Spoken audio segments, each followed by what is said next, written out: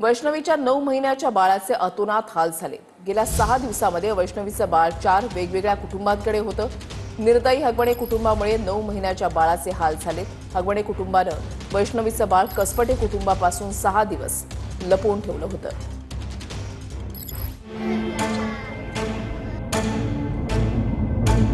हगवणे कुटुंबानं वैष्णवीचं बाळ 6 दिवस लपवलं। बाळ 6 दिवसात 5 कुटुंबांकडे। आई तर गेली, मात्र 9 महिन्याच्या बाळाचे अतोनात हाल। हुंड्यासाठी छळ करून सुनेचा बळी घेणारा हगवणे कुटुंब वैष्णवीच्या बाळासोबतही निर्दयीपणे वागले। वैष्णवीच्या मृत्यूनंतर 9 महिन्यांचं हे बाळ त्याच्या आत्याकडे होतं, पण हगवणे कुटुंबाला अटक झाल्यानंतर आत्यानं हे बाळ निलेश चव्हाण नावाच्या इसमाकडे सोपवलं। निलेश चव्हाण हा हगवणे कुटुंबाचा निकटवर्ती आहे। त्याच निलेश चव्हाणाच्या घरी आज वैष्णवीचे काका बाळाला ताब्यात घेण्यासाठी पोहोचले, पण निलेश चव्हाणनं घराचा दरवाजा उघडलाच नाही। त्यानंतर वैष्णवीचे काका बावधन पोलीस ठाण्यात जायला निघाले। तेवढा शशांक हगवणेचा मावस भाऊ अमित पवळे यानं हे बाळ आपल्याकडे होतं असं TV9 मराठीला सांगितलं। हे बाळ तब्बल 3 दिवस अमित पवळेच्या घरी होतं। आई वडील बाळाला घेऊन बावधन पोलीस ठाण्यात गेले आहेत असं अमित पवळे म्हणाला होता। 3 दिवस झाले बाळ आपल्याकडे। साहेबांनी विचारलं असं म्हणलं साहेब बाळ आलेलं आहे, एक बाळाचं बारीक पोर आहे, त्याचं काय दोष आहे, त्याच्या काळजीपोटी ते आपल्याकडे होतं आणि ते रिलेटिव्ह असल्यामुळे ते आपल्याकडे होतं ते बाळ। आता बाळ वडील माझी मम्मी बाळाला घेऊन चौकीला आहे। त्यांना माहिती नाही का काय संधी बाबा कायदेशीर नाही का त्या बाळाच्या काळजीपोटी बावधन पोलीस स्टेशनला आहे ते। तुमच्याकडे हे बाळ नेमकं दिलं कुणी, कसं तुमच्याकडे हे बाळ आलं? ते बाळ आधी त्याच्या आत्याकडे होतं, त्या आत्याकडून एका होतं नाही का, ते म्हणले मग ते रिलेटिव्ह कसं पाहिजे त्यामुळे ते आपल्याकडे आलं। चव्हाण म्हणून कोण व्यक्ती होते, त्यांच्याकडे बाळ होतं? त्यांच्याकडून ते आत्याकडून त्यांच्याकडे फक्त गेलेलं एक थोड्या वेळासाठी होतं नाही का त्यांच्याकडे बाळ। तिथून त्यांनी फोन केला, ते म्हणले बाळ आपल्याला रिलेटिव्ह पाहिजे।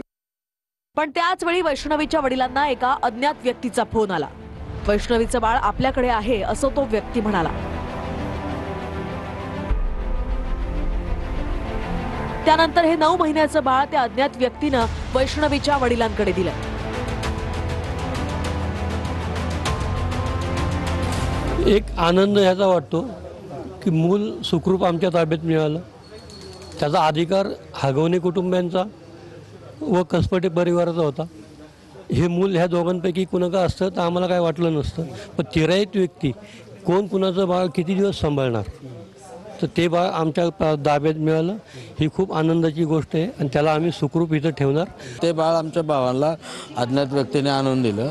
ह्या ताई होत्या इथं, ताई बाळाला नेण्यासाठीच आल्या होत्या, मला स्वतः घेऊन जाणार होत्या बाळाला घेऊन जायला, पण त्यावेळेस आमच्या भावांनी इकडनं बाळ घेऊन आलं। बाळ हातात मिळालं, आम्ही आनंदात आहे। 9 महिन्याचं हे चिमुकलं बाळ 6 दिवसात तब्बल 5 कुटुंबांकडे गेलं होतं। हुंड्याच्या जाचामुळे आई जग सोडून गेली, वडिलांना अटक झाली। त्यानंतर हे बाळ आत्याकडे होतं। आत्यानं हे बाळ निलेश चव्हाणकडे दिलं। त्यानंतर हे बाळ पवळे कुटुंबाकडे देण्यात आलं। पवळे कुटुंबाकडून हे बाळ एका अज्ञात व्यक्तीकडे देण्यात आलं आणि त्या अज्ञात व्यक्तीनं बाळाला वैष्णवीच्या आई वडिलांकडे सोपवलं।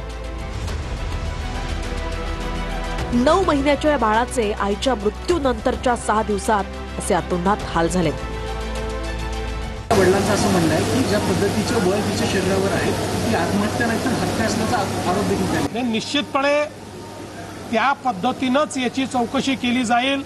हे सगळे जे वळ आहेत, याच्या पाठीमागचं जे काही ऑडिओ क्लिप आहे, याच्या पाठीमागचं जे संभाषण आहे, वैष्णवीच्या माहेरच्या घरच्यांच्या जे माहिती आहे, या सगळ्या गोष्टीवर आधारित ही या ठिकाणी चौकशी केलीच जाईल।